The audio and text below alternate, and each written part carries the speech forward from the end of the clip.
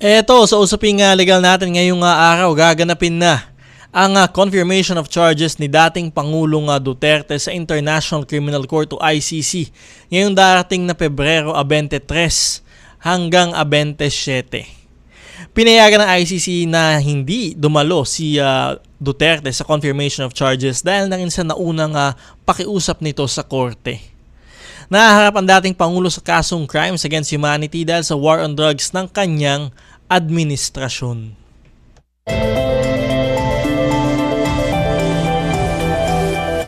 So yan ho, ano ba yung inaasahan natin dito sa confirmation of charges na gaganapin nga ho dito sa ICC mula February 23 hanggang 27.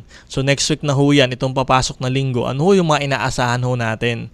Siyempre ito ho ay tatlo ho ang legal teams ho dyan. Meron ho yung prosecution na siyempre gustong magkaroon ng kasalanan nga ho, no? Mahatulan na guilty, no? Itong si dating Pangulong Duterte. Ikalawa naman ho siyempre yung defense team ho niya sa pangunguna ni Attorney Kaufman.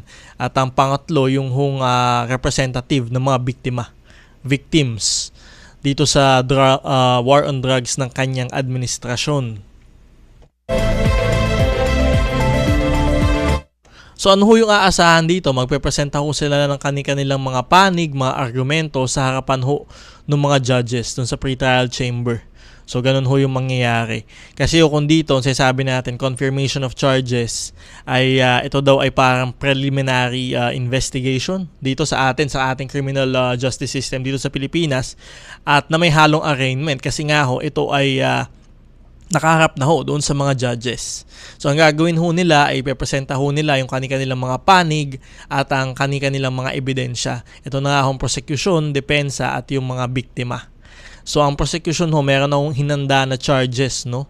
Ito na nga hong crimes against humanity laban kay dating Pangulong Duterte at syempre meron din ho yan na sa pamamagitan ho ng murder, no? Murder at attempted murder.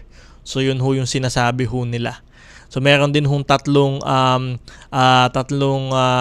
grounds nga ho at tatlong pagkakataon kung saan naganap nga daw ho yung murder at yung attempted murder.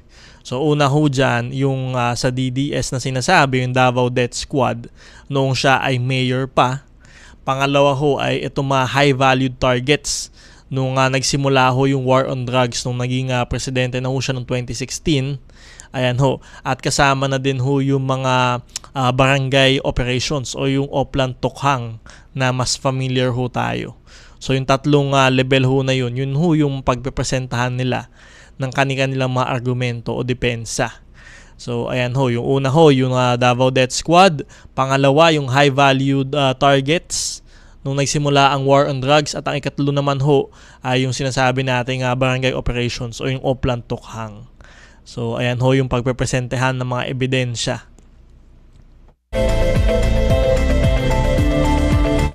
At syempre, no, sinabi din ho, nag-petition nga ho itong company dating Pangulong Duterte na i-disqualify itong dalawang abogado ho ng mga biktima, no?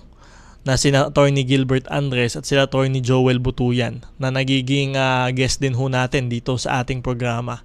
So, ang sabi ho ng korte, wala hong malinaw na basihan kung bakit sila dapat i-disqualify.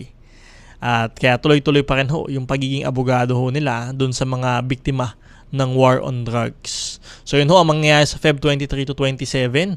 At syempre, hindi na nga ako pinayagan ang pagdalo ni, hindi na ho,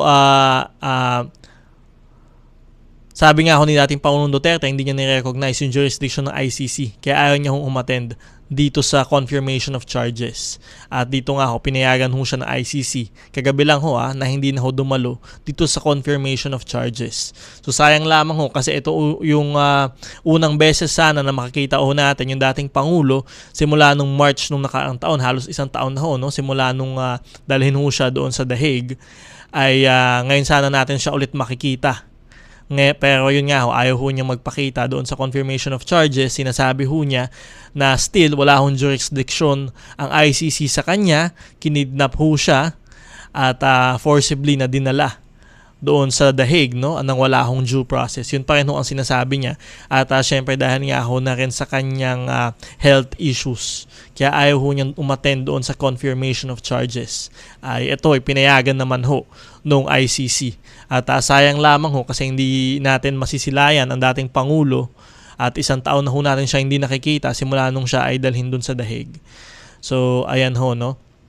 At syempre, ano nga ba yung magiging hatol dito sa February 23 to 27?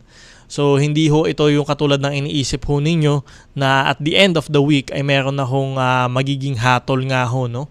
Or kumpirmasyon kung magpapatuloy yung trial sa dating Pangulo. So, maaari hong gawin nila ay magdesisyon ho sila na i-accept yung mga charges na sinasabi ho ng prosecution o di kaya naman ho ay i-reject ho ito, no? At ang ikatlo, i-defer ho muna dahil nakukulangan sila doon sa ebidensya. Pero yun nga, kung sabi ng ating mga guests ho na dati, no? Katulad ho ni Attorney Cristina Conti, pagkatapos pa ho ng 2 buwan, magdedesisyon yung pre-trial chamber. So, hindi ho ito ganun kabilis. At the end of the week, next week, ay meron na hong desisyon yung pre-trial chamber tungkol dito sa confirmation of charges ni dating Pangulong Duterte. So, yan ho yung titingnan ho natin. Aabangan ho natin, meron hong 2 buwan daw, no? Halos 2 buwan bago ilabas yung desisyon. So, maaari ho yan i-accept, i-reject, o i-defer ho dahil ho kailangan pa ho ng karagdagang ebidensya. At syempre pagkatapos ho, kung sakali naman hong i-accept etong confirmation of charges, ibig sabihin nyo, kinonfirm na ho yung charges sa dating Pangulo, crimes against humanity, gaano naman daw ho katagal yung magiging trial. So magpro-proceed ho yan sa trial. At syempre, depende naman ho doon sa strategiya, doon sa taktika ng mga magkaparehong panig, yung itatagal ho ng trial. Pero ito, ang sinasabi ni Attorney Cristina Conti last time, no, ang trial nga daw ho ay minimum of 3 years. So doon ho sa history ng pagtatry nitong International Criminal Court, ang minimum daw ho na period ay 3 years, 3 taon. At ang pinaka-maximum naman na nangyaring trial is 10 years, 10 taon.